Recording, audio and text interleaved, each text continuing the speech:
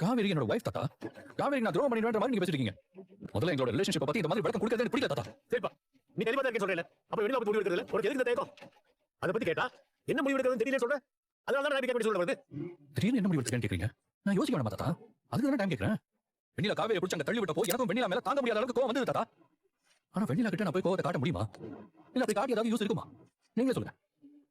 அத்தனை ஆர்ப்பாட்டத்தையும் பண்ணிட்டு எதுவுமே நடக்காத மாதிரி சின்ன குழந்தை மாதிரி தூங்கிட்டு இருக்கா. இப்படி ஒரு நிலைமையில இருக்கிறவள நான் என்ன தாத்தா பண்ண முடியும்? இப்ப பேசி புரிய வைக்க முடியுமா? சொல்லுங்க. நீ எதுவுமே பண்ண வேணாம்ப்பா. நான் சொல்றதை மட்டும் செய், அது போதும். இங்க நடந்த விஷயத்தை டாக்டர் சொல்லு. இனிமேல் இந்த பொண்ணு வீட்டுல வச்சிருந்தா என் வாழ்க்கை நாசமாயிரும்னு சொல்லி ஹாஸ்பிட்டல் சேர்த்து விட்டு வந்து ஹாஸ்பிட்டல் இருந்தா குணமாக லேட் ஆகும் சொல்றாருல, பரவாயில்ல, நீ சேர்த்து விட்டு வந்துப்பா. விஜய், இந்த பொண்ணுக்காக நீ பரிதாபப்படுறத புரிஞ்சுக்கிறேன். ஆனா இதுக்கு மேல அந்த பொண்ணு இருந்தா உன் வாழ்க்கையை நீயே பரிதாபத்துக்குரியதா மாத்திக்கிட்டு இருக்கேங்கிறத நீயே புரிஞ்சுக்கோ.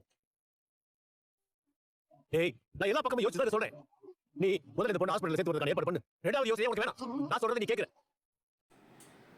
அன்பின் ஐந்திணையாகிய அக ஒழுக்கம், களவு, கற்பு என இரு வகைப்படும்.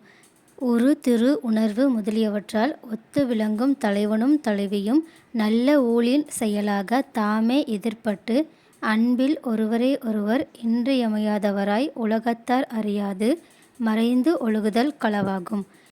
மறைவில் நிகழும் ஒழுகலாறு என்ற கருத்திலேயே களவு என்னும் சொல் விளங்குகிறது. இங்கனம் மறைந்தொழுகுதலை தவிர்த்து பெற்றோர் உடன்பாடு பெற்று இருவரும் உலகத்தார் அறிய மனம் செய்து கொண்டு மனையறஞ் செய்தலே கற்பு எனப்படும்.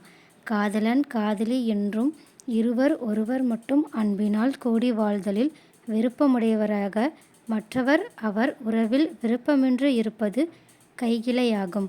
கைகிளை என்பது ஒருத்தலை காமம்.